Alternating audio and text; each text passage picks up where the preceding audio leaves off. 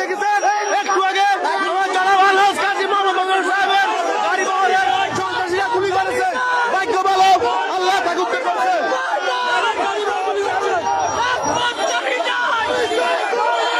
কাবুলপুরে